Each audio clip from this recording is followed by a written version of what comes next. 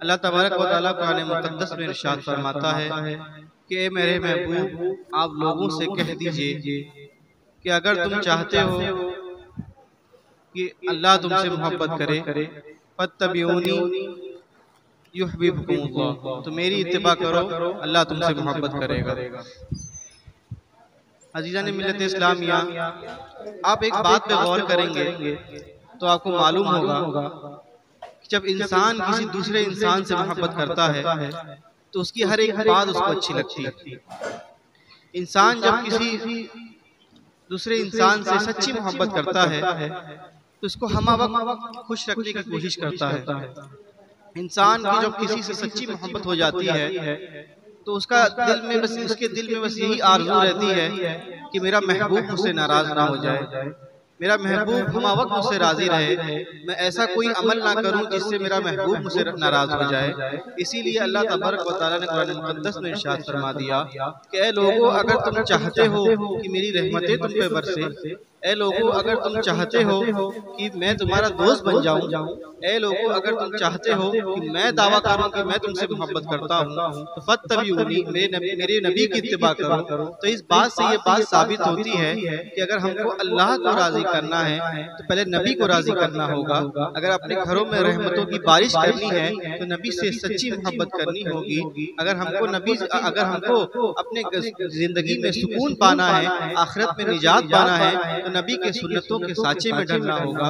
और जैसा कि मैं नबी ने इरशाद फरमाया, लन युमिना अहदुकुम हत्ता अकूना अहब्बा इलैहि मिन अहलिही व मालिही वन नासी अजमईन, कि ए लोगों, तुम में से उस वक्त तक कोई मोमिन नहीं हो सकता जब तक अपने घर वालों, हर इंसान, मिन अहलिही व माली, हर अपने घर वालों, माल और दौलत, हर चीज से ज्यादा मुझसे ना मोहब्बत करो। इसी तरह एक हदीस में और इरशाद फरमाया, लन युमिना अहदुकुम हत्ता अकूना अहब्बा इलैहि मिन वालिदी व वलदी व नासी अजमईन, कि ए लोगों, तुम में से उस वक्त तक कोई मोमिन नहीं हो सकता जब तक अपने वालिदैन, अपनी औलाद और हर इंसान से ज्यादा न मोहब्बत करो। ये दोनों हदीसों का सीधा सीधा मतलब ही यही है कि हमें अगर सबसे ज्यादा किसी से मोहब्बत करनी है तो हमारे नबी से करनी है। अपने घर से ज्यादा अगर किसी से मोहब्बत करनी है तो हमको हमारे नबी से करनी है। अपने वालिदैन से ज्यादा अगर मोहब्बत करनी है तो हमको हमारे नबी से करनी है। हर दुनिया की हर एक चीज से ज्यादा हमें किसी से अगर सच्ची मोहब्बत करनी है तो हमारे नबी से करनी है। मैं यहाँ रुक के एक छोटी सी बात कहना चाहता हूँ। मैंने पहले ही बताया कि मोहब्बत का मतलब ये होता है कि महबूब मुझसे नाराज ना हो, महबूब हमेशा मुझसे राजी रहे। आज हम और आप देखें, सुबह से लेकर शाम तक, शाम से लेकर रात तक, रात से लेकर फिर सुबह तक, हमारा कौन सा ऐसा अमल है जिससे हमारे नबी हमसे खुश होते हैं? हमारा कौन सा ऐसा अमल है जिससे हमारे नबी ये कहते हैं कि ये मेरा बंदा है, ये मुझसे मोहब्बत करता है? आप खुद अपने दिलों में ये चीज को झांक के देखें कि क्या हम सच में नबी से सच्ची मोहब्बत करते हैं? मोहब्बत का तकाजा तो ये है कि अपने नबी से ऐसी मोहब्बत करें, उस इंसान से ऐसी मोहब्बत करें कि उसको हमेशा खुश रखने की कोशिश करें। अगर वो नाराज हो जाए, मोहब्बत तो ये होती है कि अगर सामने वाला आपका महबूब आपसे नाराज हो जाए तो दिल बेचैन हो जाए कि मेरा महबूब मुझसे नाराज है, उसको न खाने में मजा आए, न जीने में मजा आए। क्यों? क्योंकि उसका महबूब मुझसे नाराज है। इसी तरह रिवायत में आता है कि हजरत अबू बकर सिद्दीक रज़ी अल्लाह तआला अन्हु एक जंग में शरीक थे। उसी जंग में उनका बेटा अबू जहल की तरफ से था, मतलब हुजूर के खिलाफ जंग में शरीक था।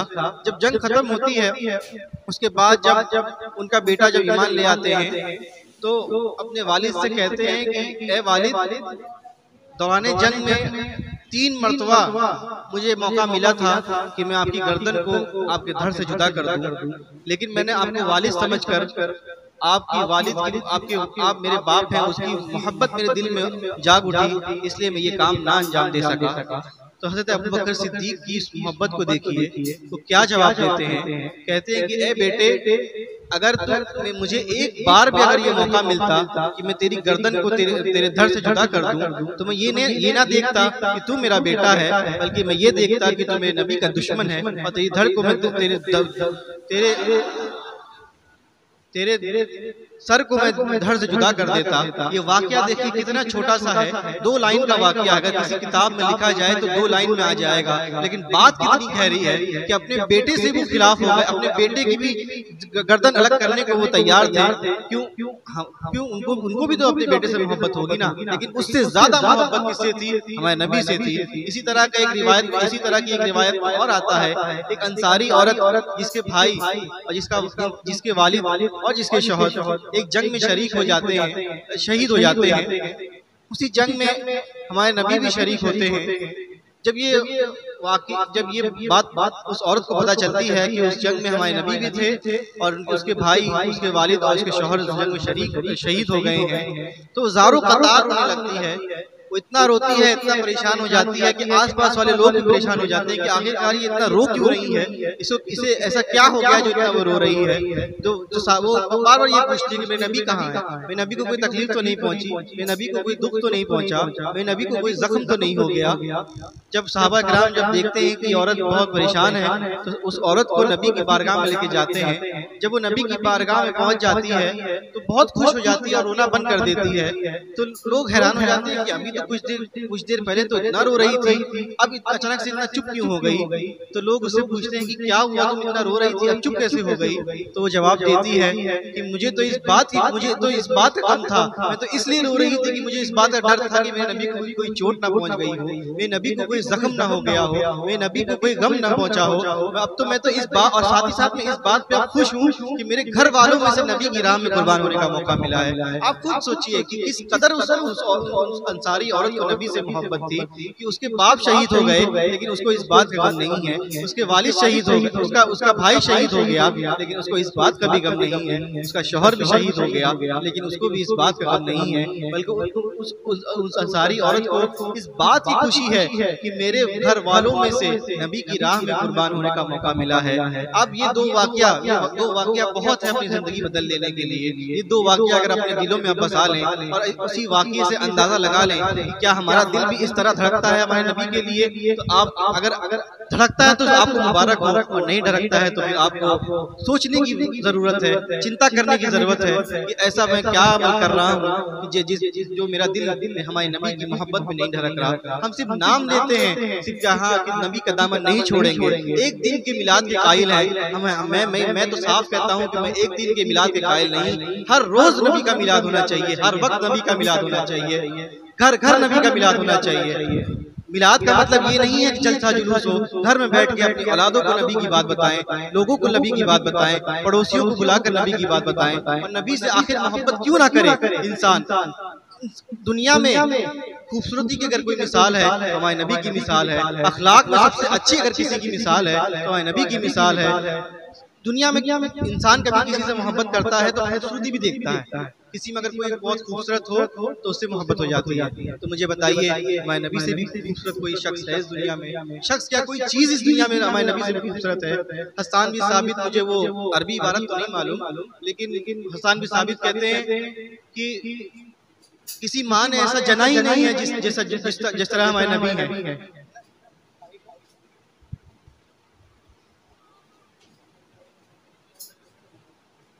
किसी आंखों ने इतना हसीन और जमील देखा ही नहीं जितना हसीन और जमील हमारे नबी हैं। हसन बिन साबित सहाबी कहते हैं, और कहते हैं कि आगे ये कहते हैं कि क्या कहते हैं कि आगे ये कहते हैं कि ऐसा लगता है कि खुदा ने आपको आपकी मर्जी से बनाया है। आप खुद इस बात से अंदाजा लगा लीजिए कि हमारे नबी कितने खूबसूरत होंगे। सहाबा हमारे नबी के चेहरा तकते रह जाते। एक औरत थी हजरत महमूना बिन्त करदम, वो हुजूर की जियारत को बहुत शौक हुआ कि मैं लाओ हुजूर को देखूं, हुजूर का दीदार करूं। लेकिन जब हुजूर के दीदार के लिए गई तो हुजूर घोड़े पे सवार थे, घोड़ा या किसी सवारी पे सवार थे। तो वो बहुत कोशिश किया कि लाओ मैं हुजूर का चेहरा देख लूं, लेकिन उनसे हिम्मत ना हो सकी। अपनी नजर से हुजूर के कदम तक उठा पाई, और वो सारी फिर अपनी आखिरी उम्र तक ये बात कहती रही कि मैं मेरी आंखों से उस कदम का हुस्न नहीं उतर रहा तो मैं चेहरा क्या देखती। वो कदम का हुस्न इतना प्यारा था, वो कदम इतना खूबसूरत था कि वो मेरी सारी जिंदगी मेरी आंखों में भाग गया। अब मैंने भी ये दो बात बता दी। अब इसी से अंदाजा लगा लीजिए कि इंसान किसी से मोहब्बत करता है तो खूबसूरती देख के करता है। तो मुझे बताइए, मैं हमारे नबी से बढ़कर कोई खूबसूरत चीज होती है क्या? कोई चीज नहीं है। और एक आखिरी बात मैं बता दूं, अखलाक में अगर सबसे अफजल कोई है तो हमारे नबी हैं। उसी अखलाक की एक छोटी सी मिसाल देकर मैं अपनी बातों को खत्म कर दूंगा।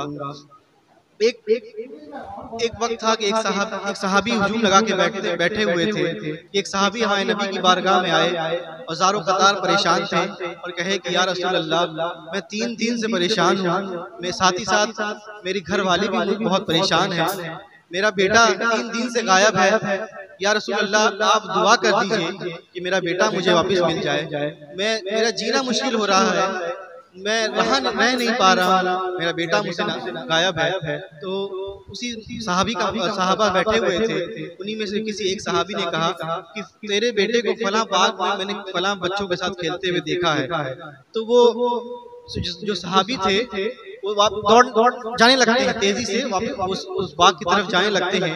तो रसूल अल्लाह उस सहाबी को रोकते हैं कि ये सहाबी इधर आओ, पहले मेरी बात सुन के जाओ। तो सहाबी परेशान पहले से इतना परेशान थे, तो हुजूर से पूछते हैं कि या रसूल अल्लाह, मैं अपने बेटे से 3 दिन से नहीं मिला हूँ, अब मुझे ये बात पता चली है तो मुझसे ये रहा नहीं जा रहा कि मैं और बर्दाश्त करूँ और रुकूं। तो मुझे बताइए कि ऐसी क्या हिकमत हो गई जो आपने मुझे रुका। तो हुजूर फरमाते हैं कि जाओ, तुम बिल्कुल जाओ, लेकिन अपने बेटे को बेटा कह के ना पुकारना, बल्कि उसके नाम से पुकारना। तो सहाबी कहते हैं कि या रसूल अल्लाह, आखिर तो बेटा तो मेरा ही है, तो अपने बेटे को अगर मैं बेटा ना कह के पुकारूं कि ए बेटे आजा, मैं आ गया तेरा बाप, आजा मेरे पास आजा, ए लाल, ऐसा करके ना पुकारूं, तो अगर ऐसा करके पुकारूं तो इसमें क्या खराबी है, इसमें क्या हर्ज है? तो रसूल अल्लाह की बस एक छोटी सी बात को आप अपने दिलों में बसा लीजिए। इंशाल्लाह अगर ये बात आपके दिल में असर कर गई तो इस दुनिया में भी आप कामयाब हो जाएंगे और आखिरत में भी कामयाब हो जाएंगे। यकीन से कहता हूँ कि रसूल अल्लाह ने कहा कि हो सकता है कि जिन बच्चों में तेरा बेटा खेल रहा है उन बच्चों में कोई यतीम हो, और जब तू अपने बेटे को बेटा कह के पुकारेगा, ए बेटे, ए मेरे लाल, तो हो सकता है कोई यतीम हो, उसके दिल को दुख पहुंचेगा कि काश मेरा भी कोई बाप होता, काश मेरी भी कोई माँ होती, मुझे भी इस तरह आवाज देती, मुझे भी इस तरह बुलाती, मुझे भी इस तरह प्यार करती।